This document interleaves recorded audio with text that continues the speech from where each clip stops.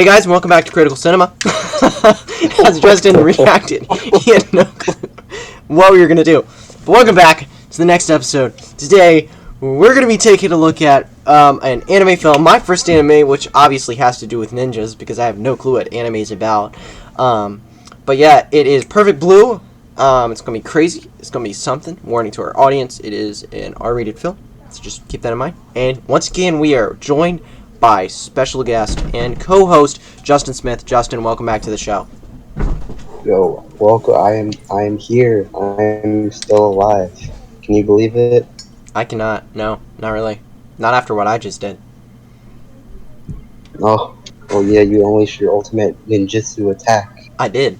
No one's got anything on that, you know.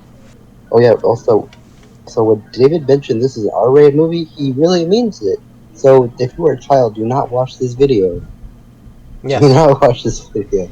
Please keep that in mind. Don't worry, we won't be Most showing definitely. the R-rated parts, for sure. Yeah, But just it keep won't this be in allowed mind on if you do YouTube go. then.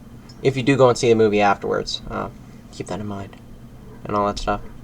So yeah, let's get into this. So Justin definitely has some experience on this. So Justin, can you give us a little bit of a blurb about like the director, where the film came from, stuff like that? This was Satoshi Kon's first work he made. He later went on to make movies like Millennium Actress and Tokyo Godfathers. But this was literally his first movie, and he already made like one of the greatest movies I've ever seen.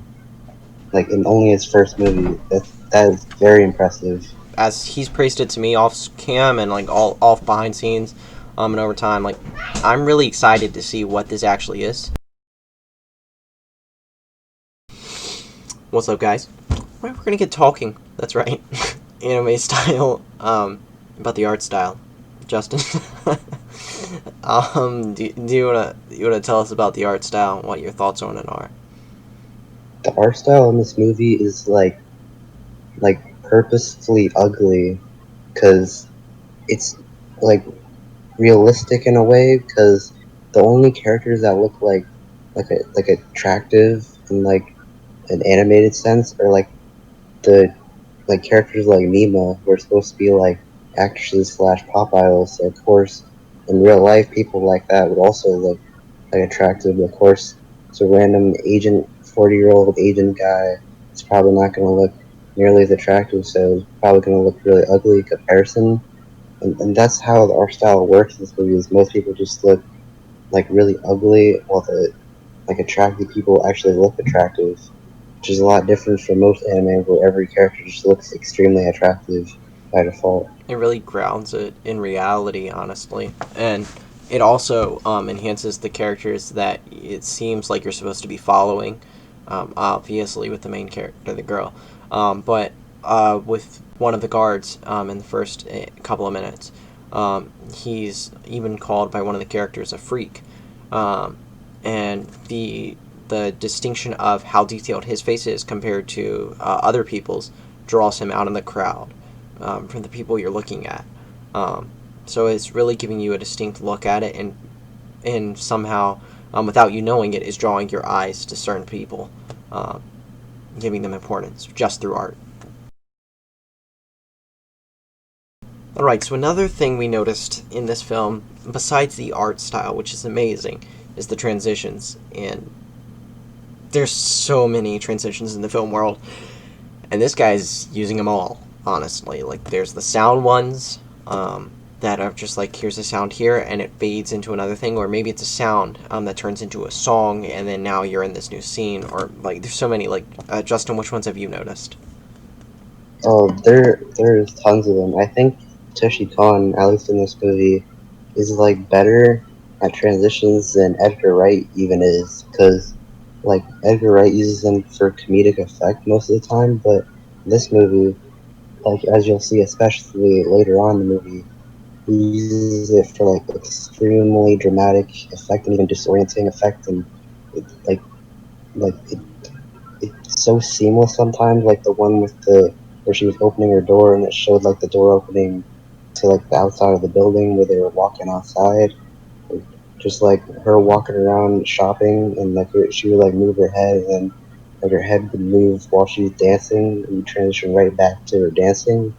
Like it's just so subtle, it's so quick, and it's so brilliant. and Just like one after another. and like line ones that like it's a line from the next scene, but it still has to do with the previous scene.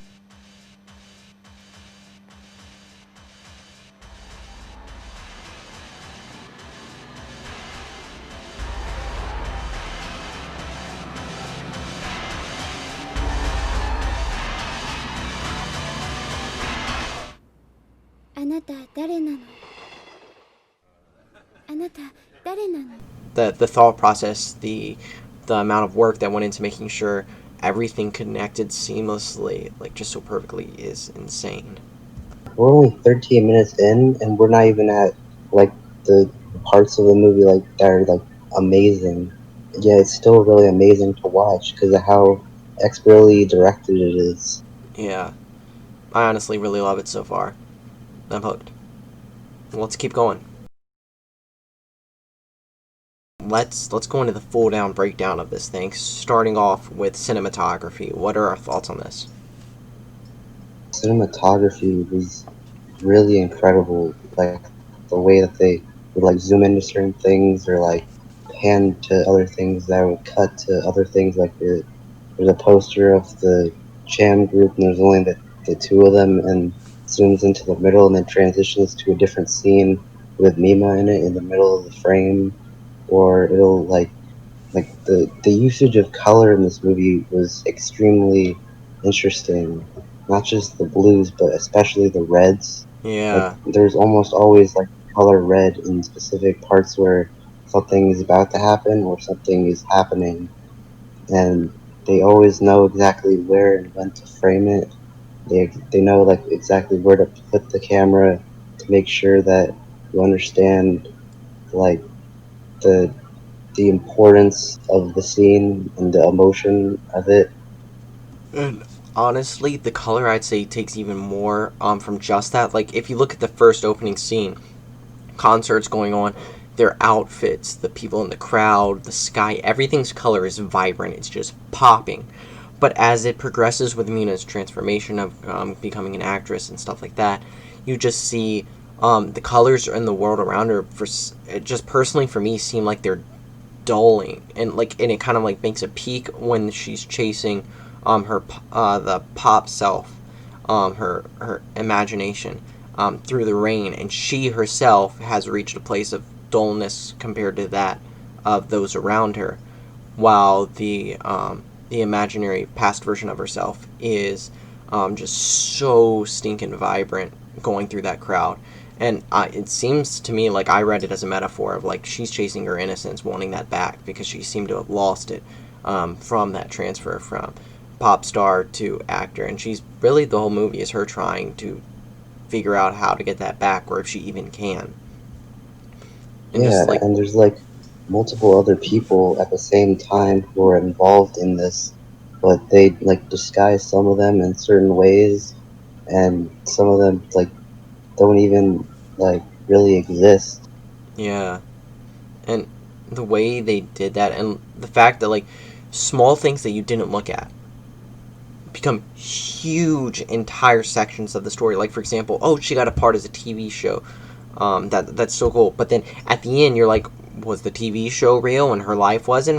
Is her life real? Is this a part of the TV show? Is this a part of her life? You don't know anymore. So the smallest things are stretched into the biggest parts of it, and you don't even know which one will be.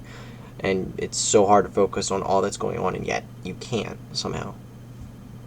Yeah, like at the end they showed them wrapping up the filming, and yet like she ended up killing the guy, but then it turned out to be part of filming the show. Like how did that work? Yeah, it's insane It, the links they went it, in this film to confuse you, and they did it for good reason, and it's very well done. With that, yeah, let's go into character development. What are your thoughts on that? I'd give the cinematography 10 out of 10, and character development is going to get the same thing. yeah, I'd give the same thing for both of them because character development is extremely well done, not only for Nima but for like uh her manager too, Mm, because like how they explain how she used to be a pop idol.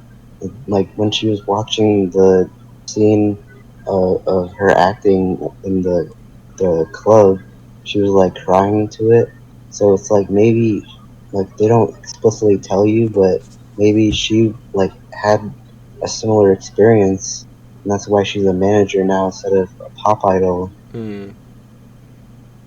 Or I mean, they leave it up to interpretation with that sort of thing, but like the rest of it, they explain pretty well how she's like delusional and thinks that she's the real Mima because she really wanted her to stay a pop idol like really badly, but she just wanted to be an actress.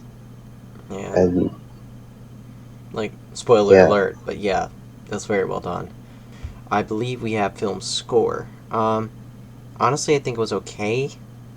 It wasn't, personally, from my perspective, it wasn't this overpowering thing that, like, captivated my mind insanely. So I don't think I'd give it 10 out of 10. That's just me. It was okay, but I'd give it more in the 5 out of 10 range. honestly, from my perspective, the way the film score is used is like extremely well done. Like they, like certain scenes would be nowhere near as intense or like like just like go like that without the score, and then certain scenes wouldn't be as ominous or disturbing or like shocking without the score. That's true. I did see a use of a lot of, like, not really a like a song per se or a composition, but more of like a tone, like a single tone that like shifts, like it's playing like one solid tone, and then like it does, and it can create like an eerie sense.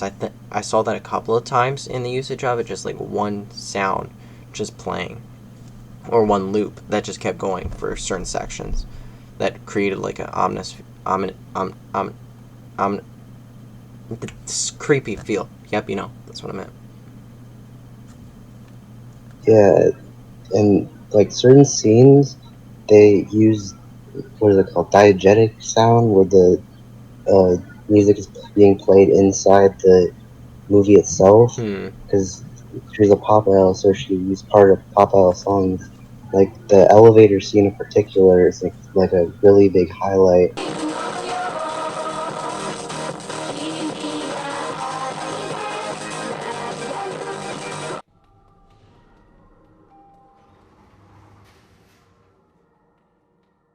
Probably one of the most impressively made scenes. Like it's kind of simple, but it's so insanely well done. Honestly, I'd probably give him like a 9. Hmm. Finally, last thing here. So obviously it's not physical, but what do you think of the drawn sets and costumes and lighting? And I'm gonna just say straight off the bat, the lighting was so insane. Something I've seen in 2D animated films is they really capitalize on that lighting a lot of the time.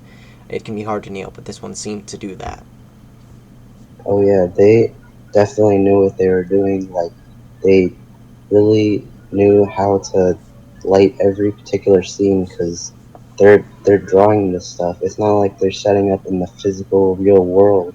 They control everything that they want on the frame, so it's a lot easier to do that. But they still did an exceptionally great job with the lighting, with how like the usage of like the red on the car headlights like Mm. multiple times, the reds of the tunnels, the different like way they'd use the light to like blind you or disorient you or I make loved you how think. like they did the reflections of people in the windows and glass, and like the whole like you'd see like markers from tunnels and all that. Like how they did that in the lighting aspect as well was blew my mind just drawn wise. It looked really neat.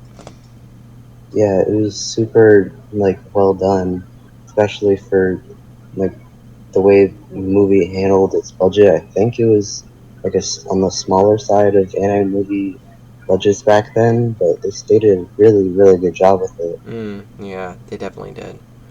And costume-wise, like, just as you had said in the beginning of us starting this film, like how they really differentiate between the protagonists and antagonist, and then like the simple people. Like the antagonist, protagonist are extremes. The extreme beautiful, the extreme ugly. But then there's the people that are just so dull you don't care about, and the outfits go with that as well. As you see the protagonist in these crazy outfits, these amazing outfits, very well detailed, while average people, the average Joe, the Bob, had the same exact outfits, nothing too particular. That just seemed normal. And it helped ground this film in reality.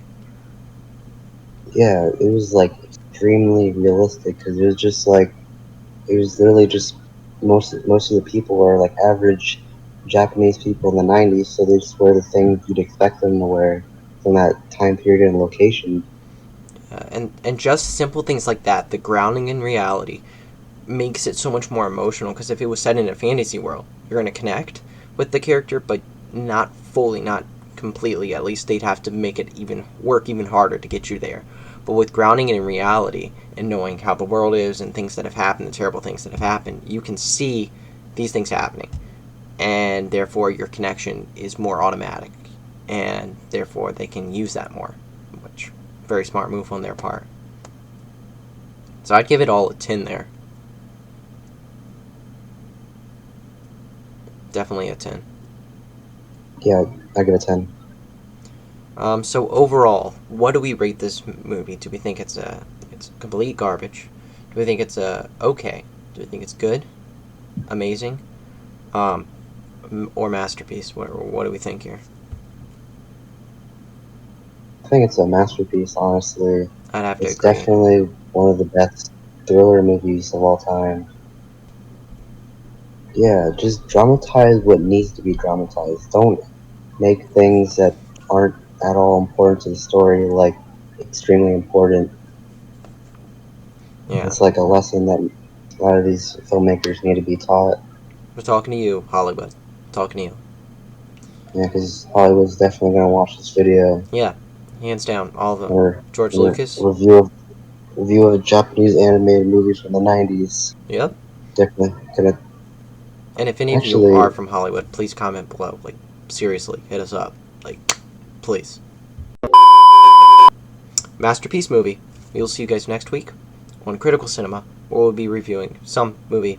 I haven't even looked at the list. This was not about ninjas, so I was kind of wrong. Anyways, yeah. I'm enlightened with anime.